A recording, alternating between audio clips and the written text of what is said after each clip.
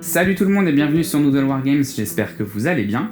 Aujourd'hui on se retrouve pour une nouvelle vidéo tuto, ça faisait longtemps que j'avais pas fait de vidéo tuto sur la chaîne, donc c'est plutôt cool. Aujourd'hui je vais vous présenter ma méthode pour effacer les stries de l'impression 3D en PLA. En fait, l'impression 3D en dépôt de filament laisse des petites stries sur les bâtiments ou les constructions qu'on produit avec ce type de machine, et du coup, eh bien, c'est pas très joli. Ça peut passer quand on fait de la texture, par exemple comme du bois, d'avoir des stries, ça peut marcher, en fait, finalement, ça peut rentrer dans la texture du bois, mais par contre, dès qu'on va vouloir avoir une texture un peu plate, un peu lisse, ou alors au contraire un peu rugueuse comme de la pierre, et bien tout de suite ces petits dépôts de filaments vont pas être très jolis. Donc j'ai une méthode en fait pour les effacer un peu, évidemment il y aura toujours un petit peu de stries de visible, mais disons que je vais atténuer beaucoup cet effet là à l'aide de matériaux plutôt simples. J'utilise pas une méthode abrasive qui va venir faire fondre le plastique qui pourrait faire dégager des vapeurs un peu toxiques. Vous allez voir que j'utilise des matériaux très simples en fait, hein. Donc voilà. Si la vidéo vous plaît, comme d'habitude, n'hésitez pas à la partager, à la commenter et à la liker. C'est hyper important pour la chaîne. En ce moment, elle stagne pas mal. Je pense que c'est général à YouTube, il y a de moins en moins de vues. Mais du coup, j'aimerais quand même la faire découvrir au plus grand nombre. Donc allez-y, lâchez-vous, n'hésitez pas à la partager. Voilà. Et ben écoutez, je vous laisse avec la vidéo et puis on se retrouve à la fin pour faire la petite conclusion. Donc voici le bâtiment qui est une grange de chez Printable Scenery. Donc c'est un bâtiment qui a été imprimé en PLA à dépôt de filament, qui a été imprimé par quelqu'un que je connais. Il peut se séparer en deux, la toiture et le mur, et vous voyez qu'on voit tous les petites stries d'impression. Donc c'est inhérent à ce type d'impression, c'est obligatoire quand on fait du PLA. Et l'idée c'est que je vais couvrir en fait un pan de mur. Donc celui-là, je vais en fait le recouvrir avec ma méthode et je vais laisser l'autre vierge sans rien. Je vais faire la peinture sur les deux et comme ça on pourra voir la différence entre ma méthode et si jamais on laissait sans rien. Donc pour commencer, on va récupérer tous les ingrédients dont on a besoin pour le mélange. D'abord de l'enduit de rebouchage qu'on trouve en magasin de bricolage, le bas de gamme suffira. De la colle à bois ou de la colle vinylique, c'est selon, c'est pareil. Un petit peu d'eau. Et puis avec tout ça, pour poser votre mélange, je vous préconise une palette humide. Pourquoi ? Parce que ça va garder votre mélange au frais. Donc surtout si vous avez un gros bâtiment, ça peut être pratique. On va commencer par créer notre mélange. Donc pour ça, je pose ma palette humide et à l'intérieur, je vais venir poser mon enduit. Alors en fonction de l'enduit, on a une différente teinte. Il y en a des plus blancs, des plus gris, c'est pas très important. On en dépose une noisette en fonction du bâtiment dont on a besoin. Sachez que là, ce que j'ai mis, c'est déjà beaucoup. Ça va être largement trop, même pour le bâtiment que je suis en train de faire. On va rajouter la colle vinylique. On dose à peu près, c'est pareil. On va dire 1 pour 2, c'est-à-dire qu'on a 2 fois plus d'enduit qu'on a de colle. Et puis on rajoute un tout petit peu d'eau, histoire que le mélange ait une consistance assez légère. Ensuite, on va utiliser un vieux pinceau assez fin qui va nous permettre de venir déposer notre mélange sur la pierre. Et on va mélanger notre enduit, notre colle et notre eau. Alors, concernant la texture du mélange, je ne saurais pas trop comment vous la décrire. L'idéal, c'est d'obtenir un mélange qui ait la consistance d'une pâte à crêpes. Voilà, c'est-à-dire ni trop épais, ni trop liquide. Faut pas que ça soit de l'eau, faut pas que ça soit liquide parce qu'il faut que le mélange tienne sur les pierres quand on va le déposer, mais il faut pas que ça soit trop solide non plus pour pas effacer complètement le rendu de l'impression. Donc voilà, je dirais une texture de pâte à crêpes, c'est pas mal. Vous voyez à peu près là à l'écran ce que ça donne. J'espère que c'est un bon indice. N'hésitez pas à faire vos tests de toute façon, c'est comme ça que ça marche aussi. Donc là, le travail va consister à appliquer la texture pierre par pierre. Alors c'est un peu long, forcément. Il faut appliquer le mélange avec un petit pinceau. C'est pour ça que je préconisais ce genre de pinceau juste avant. L'idée est de venir mettre le mélange sur les pierres sans en mettre trop pour éviter que ça bouche tous les détails et en mettant suffisamment pour que ça couvre les stries. Donc c'est un mélange à trouver, un équilibre à trouver. C'est assez simple, hein, vous verrez. Là on a l'impression vraiment qu'il n'y a plus aucun détail, mais en séchant, évidemment le mélange va un peu s'évaporer et va se désépaissir, et on finira par avoir un rendu qui est assez proche de l'impression originale. Donc on fait attention de ne pas en mettre sur les interstices pour éviter de boucher les détails. Donc voilà ce que ça donne une fois que notre mélange a séché sur les pierres. Donc on voit pas mal les stries en transparence, c'est normal, c'est de la colle PVA, donc elle devient transparente en séchant. On voit qu'il y a quand même un aspect blanchâtre avec l'enduit. Et vous verrez que, eh bien, on a quand même réussi à boucher pas mal les stries, notamment par rapport à l'autre façade où on n'a pas appliqué le mélange. Donc on va voir ça après. L'étape suivante consiste à appliquer un primeur sur tout l'ensemble du bâtiment. Donc en fait, on va utiliser une bombe de peinture. Ici, c'est une bombe blanche Liquitex, mais ça peut être n'importe quelle autre marque de peinture. Et on va l'appliquer sur toute la surface des murs. Ça va permettre aussi d'effacer un petit peu les stries et de permettre l'accroche de la peinture ensuite. Donc une fois que la peinture est sèche et posée, on voit que les stries sont beaucoup moins présents sur la partie où on a appliqué notre texture, notre mélange. On voit à peine les stries en fait, tandis que de l'autre côté, eh bien, c'est clairement plus visible.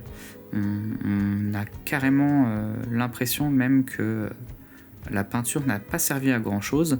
Donc ce qu'on va faire, c'est qu'on va appliquer maintenant de la peinture murale. C'est de la peinture que j'applique sur tous mes décors, sur le mur. Alors la peinture murale, on va l'appliquer avec un vieux pinceau. On va la diluer légèrement pour qu'elle puisse venir se mettre dans tous les creux, dans tous les interstices de notre mur de pierre, pour être sûr que le mur entier est recouvert. On va évidemment faire la même chose avec le mur où on n'a pas posé notre mélange, pour qu'on puisse voir la différence entre les deux. Et puis on va attendre que ça soit sec avant de passer à l'étape suivante. Donc voilà ce que ça donne une fois que notre première couche de peinture est sèche. Alors ici c'est le côté où j'ai pas appliqué mon mélange, donc on voit clairement les stries, elles sont vraiment très visibles, alors que de l'autre côté, eh bien, on les voit déjà beaucoup moins. On a toujours notre texture de pierre, elle est même légèrement granuleuse avec l'enduit, et du coup c'est cool parce que c'est ce qu'on voulait faire, on voulait conserver notre texture de pierre en effaçant les stries. Donc pour le coup ça a l'air plutôt bien parti. Ensuite, l'étape suivante, elle consiste à faire un jus de peinture marron foncé. Donc ici, c'est de la peinture murale, c'est ce qu'il y a de moins cher. C'est ce que j'utilise vraiment partout pour mes décors. Vous pourriez faire ce jus à l'aide de shade Citadel, par exemple de l'Agrax ou du Nuln Oil. Mais le shade, ça coûte quand même assez cher. Et quand on fait un bâtiment, on en met beaucoup. Donc c'est peut-être une dépense assez inutile. Je vous conseille de prendre de la peinture acrylique en tube ou de la peinture murale que vous allez énormément diluer pour avoir cet aspect d'encre en fait finalement très liquide qui va venir vraiment se déposer uniquement dans les creux de votre bâtiment. Donc là c'est ce que je fais, j'utilise l'eau sale dans laquelle j'avais nettoyé mon pinceau juste avant. C'est pas très grave, le beige va se mélanger au marron, c'est pas du tout un souci. Je verse énormément d'eau pour avoir vraiment une texture très liquide. L'idée c'est vraiment d'avoir l'aspect d'un shade, donc on est vraiment sur quelque chose de liquide, de l'eau en fait presque, hein, de l'eau teintée. Et ensuite, je vais gorger mon pinceau avec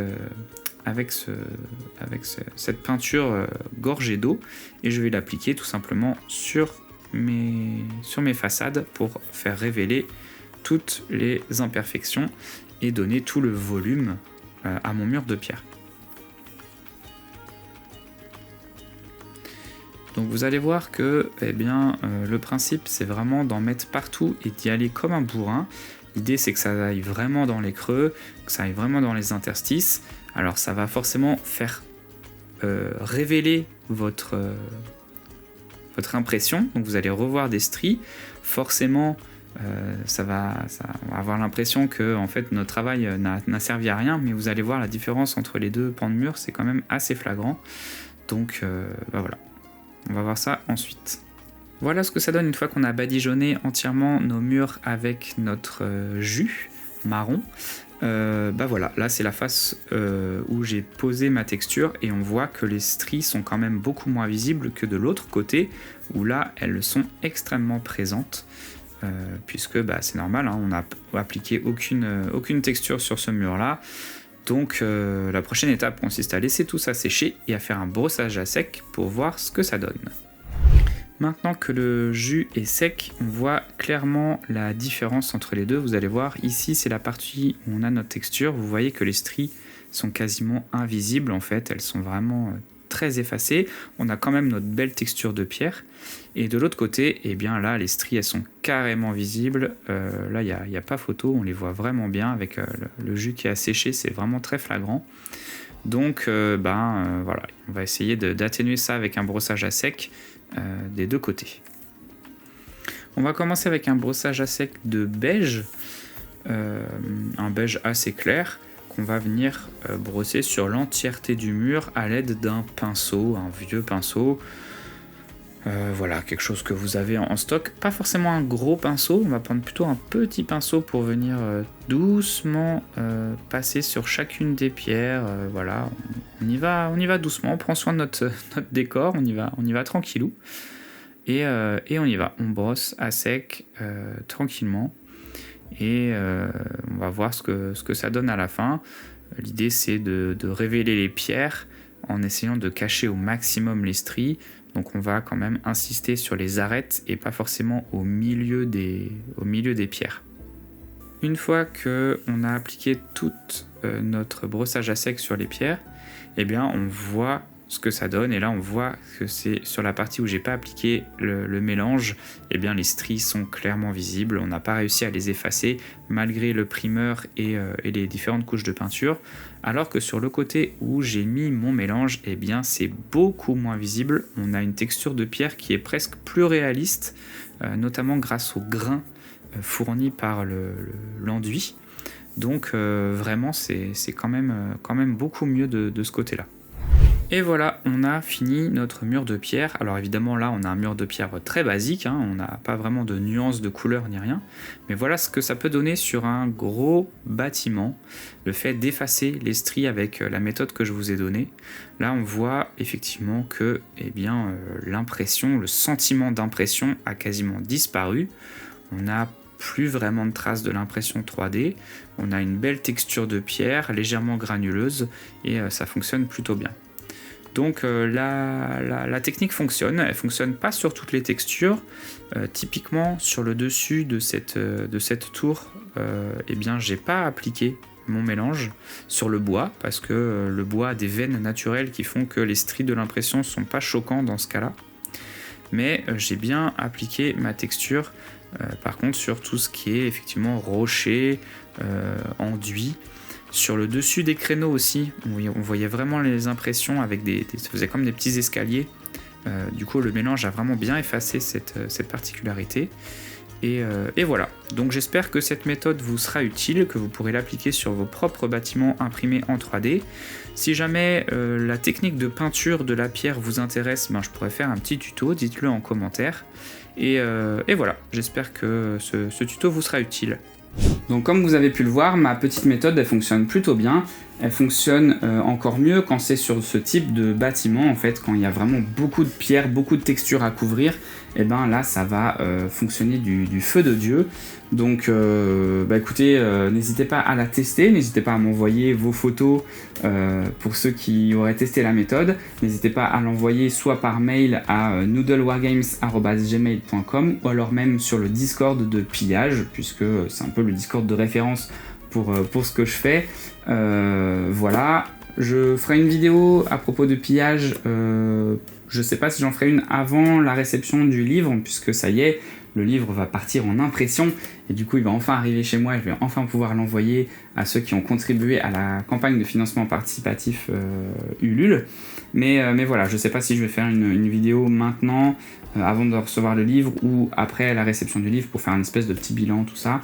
Je vais voir, ça sera en fonction de mon temps disponible qui est assez limité en ce moment. Voilà. Donc voilà, n'hésitez pas à me partager vos créations à l'aide de cette petite méthode pour effacer les stries de l'impression 3D. Et puis on se retrouve très vite pour une prochaine vidéo. Je vous dis à la prochaine.